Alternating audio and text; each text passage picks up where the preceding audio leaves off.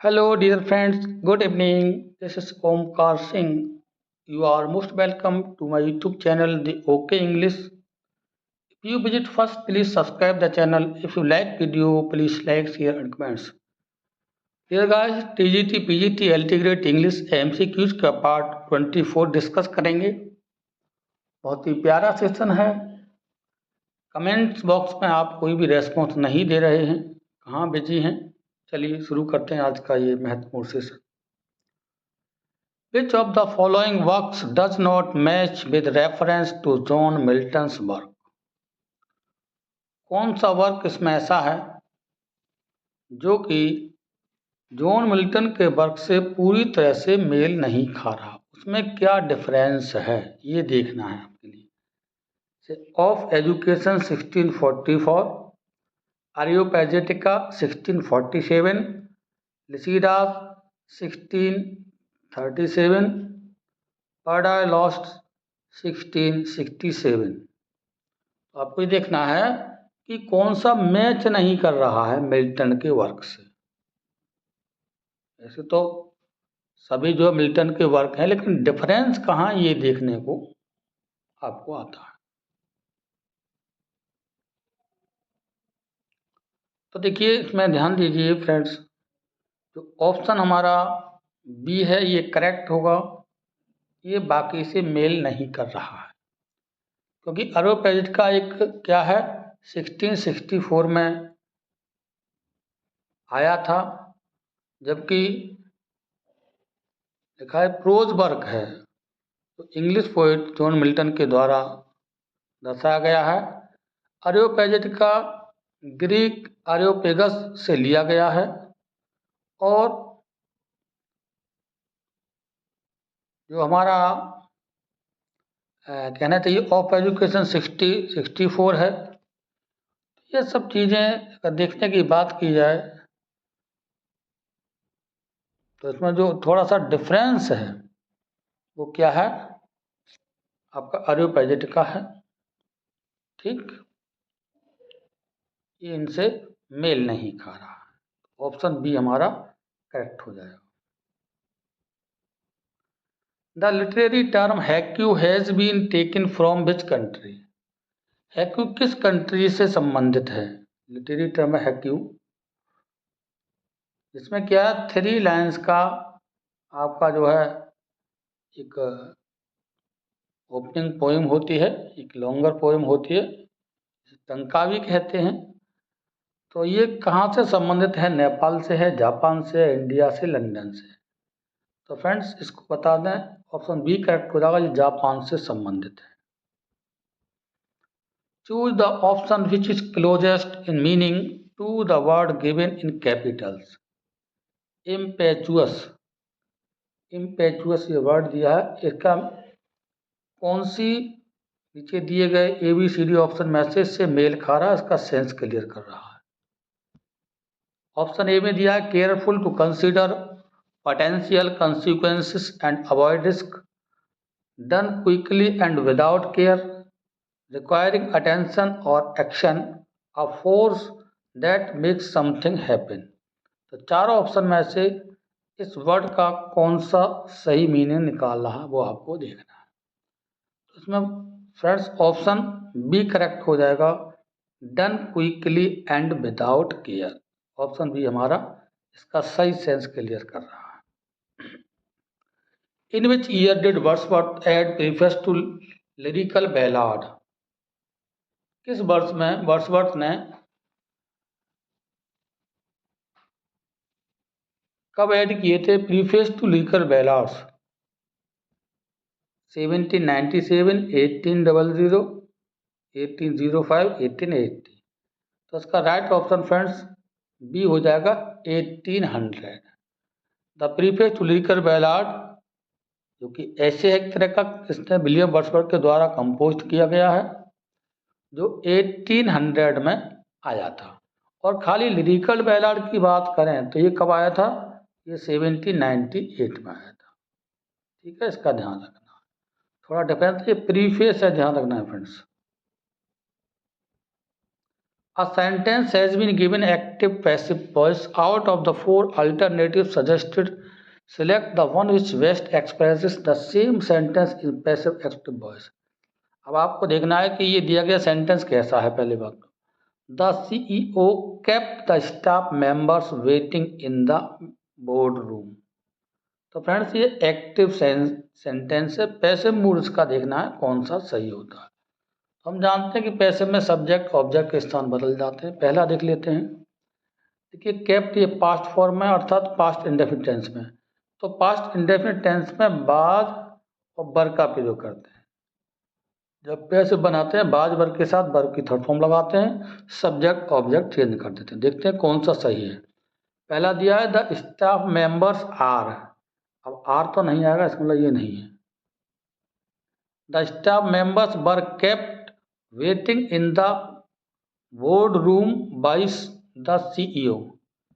ये कुछ हद तक सही लग रहा है। चलिए अगला देखते हैं। The staff members were being. अब देखिए बीइंग किस में आता है, जो कंटिन्यूस का वाक्य हो। ये कंटिन्यूस का वाक्य नहीं है, ये इंडेफिनिट का है, तो इसमें बीइंग नहीं आएगा।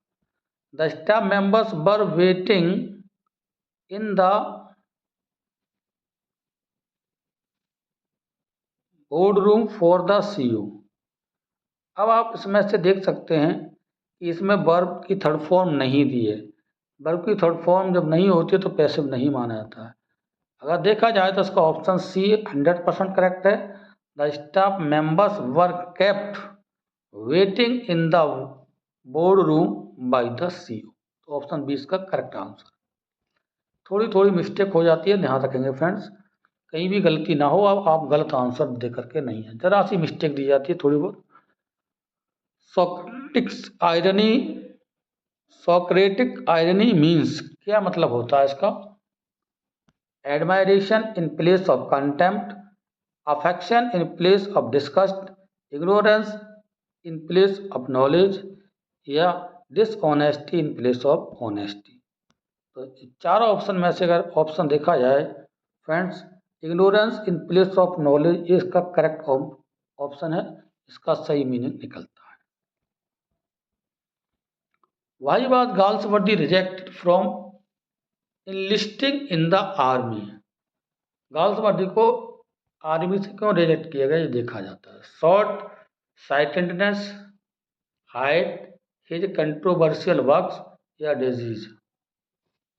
तो शॉर्ट साइटेडनेस के कारण उनके लिए आर्मी से रिजेक्ट कर दिया गया। तो ऑप्शन ए करेक्ट हो जाएगा Galsworthy. What did Galsworthy give up in order to continue writing? Medicine, law, engineering, arts. कौन सी चीज उन्होंने त्याग दी थी, किसका त्याग पत्र दिया था, छोड़ा था अपने राइटिंग को जारी रखने के लिए? तो फ्रेंड्स ऑप्शन बी करेक्ट हो जाएगा, लॉ। क्योंकि 1893 में एक राइटर थे जोसेफ कर्नाड, उनसे गाल्सवर्दी की भेंट हुई थी। उन्होंने सजेस्ट किया कि तुम अपने लेखन कार्य बराबर कंटिन्यू रखो। तो समय कम होने के कारण उन्होंने लॉ को छोड़ दिया था। ठीक। Almost the whole of modern English poetry is dominated bye.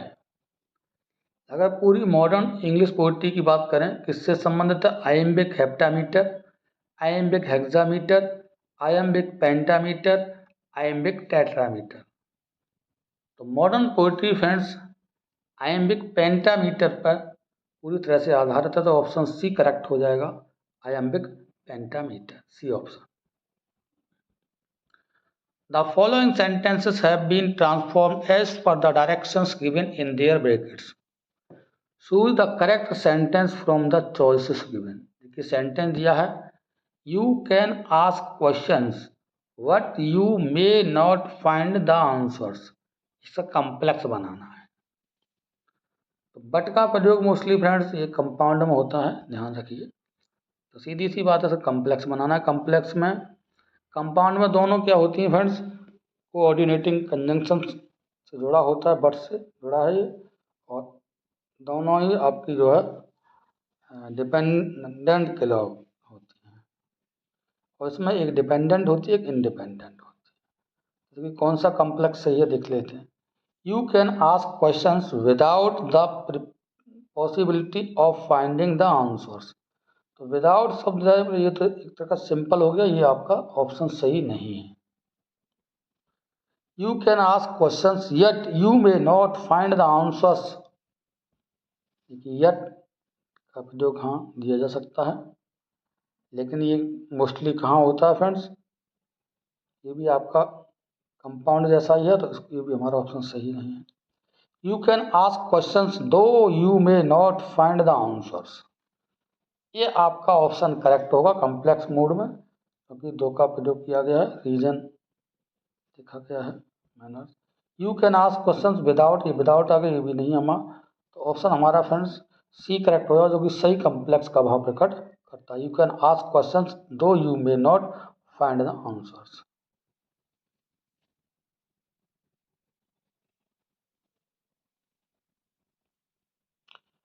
Compound में इंडिपेंडेंट क्लॉज होती हैं और इसमें एक डिपेंडेंट होती है, प्रिंसिपल क्लॉज होती है, और फ्रेंड्स एक सबऑर्डिनेट कॉम्प्लेक्स में। तो ऑल दो ही वाज कंसिडर्ड, जैसे ऑल देखिए इसमें लिखा है ऑल दो, सॉरी थोड़ा बता दें इसको, दो यू मे नॉट फाइंड, ये कैसी हमारी एस सी सबऑर्डिनेट क्लॉज है, और ये हमारी प्रिंसिपल क्लॉज है पी सी। ये हमारी इंडिपेंडेंट क्लॉज है, ये डिपेंडेंट क्लॉज होगी दूसरी वाली, ठीक। तो सी ऑप्शन हो जाएगा। The following sentences have been transform as per the directions given in their brackets. देखिए ये भी सेंटेंस दिया है, सिंपल बनवा गया है। The game was close but we won it in the last minute. देखिए बट दिया है, सीधी सी बात है, ये हमारा कंपाउंड सेंटेंस है, सिंपल बनवाया है। सिंपल सेंटेंस में एक ही फाइनाइट वर्ब होती है, ये पहचान सकते हैं। तो देख लेते हैं। The game was close yet we won it in the, तो देखिए इसमें एक तो हमारी ये भी देखिए मानी जाएगी आपकी वर्ब, और दूसरी ये भी मानी जाएगी वर्ब, तो दो वर्ब तो हो नहीं सकती, इसका मतलब हमारा ये सिंपल सेंटेंस नहीं हो सकता। In spite of the games being close we won it in the last minute. देखिए ये इन स्पाइट ऑफ का यूज प्रीपोजिशन का यूज होता है, सिंपल में मोस्टली होता है, तो ये हमारी एक ही फाइनाइट वर्ब है इसमें, ठीक है, ऐसे एक ही है बस, ये बाकी ये वर्ब नहीं है, समकक्ष हो सकती है किसी के, तो ऑप्शन बी करेक्ट हो जाएगा, जो हमारा पूरी तरह से सिंपल सेंटेंस। अगला देख लेते हैं क्या कमी है।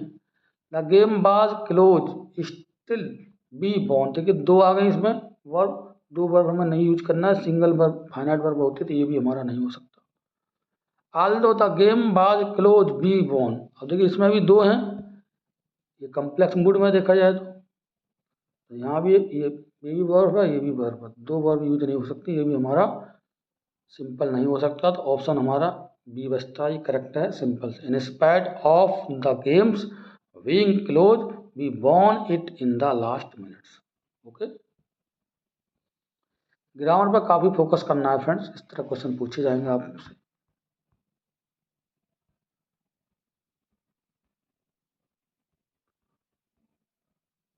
The use of words that imitate the sounds associated with the objects और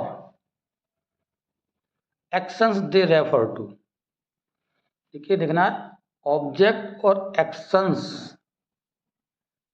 साउंड मतलब साउंड को एसोसिएट करता है, तो साउंड वाला एक ही होता है ओनोमोटोपोइया, ध्वनि भाषा से कहते हैं, सीधी सीधी बात है, ज़्यादा पढ़ने की जरूरत नहीं है, तो ऑप्शन बी हो जाएगा साउंड एसोसिएट बस। वेयर इज पेरिक्लेस फ्रॉम, पेरिक्लेस कहाँ से संबंधित है, ये पेंटापोलिस, टायर, माइटिलेन या टारसस। तो फ्रेंड्स ये प्रिंस ऑफ टायर था, कौन था, प्रिंस ऑफ टायर, पेरिक्लिस क्या था, प्रिंस ऑफ टायर, तो ऑप्शन बी करेक्ट हो जाएगा, Tyre. Which of the following poets are associated with the age of Milton, Milton के एज से कौन से पोइट संबंधित थे, religious, heroic, puritan, metaphysical, cavalier, metaphysical, romantic, dramatic, religious, romantic या क्लासिकल, कौन से पोइट संबंधित थे। तो फ्रेंड्स प्यूरिटन्स थे, मेटाफिजिकल्स भी थे और कैवेलियर थे। तो बी ऑप्शन करेक्ट हो जाएगा, जो कि मिल्टन की एज से पूरी तरह से संबंधित थे, जो कि 1625 से 1675 तक ये पीरियड माना जाता है। प्यूरिटन एज या एज ऑफ मिल्टन इसे कह सकते हैं। 15 है, विच of the following word is correctly spelled. सही स्पेलिंग आपको छांटना है। तो सही स्पेलिंग फ्रेंड्स BACCUM, BACCUM,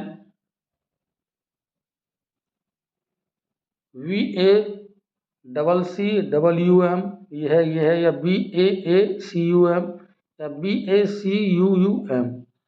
तो फ्रेंड्स इसका ऑप्शन डी करेक्ट होगा। स्पेलिंग में पढ़ देता हूँ, VACWUM, ऑप्शन डी करेक्ट हो जाएगा।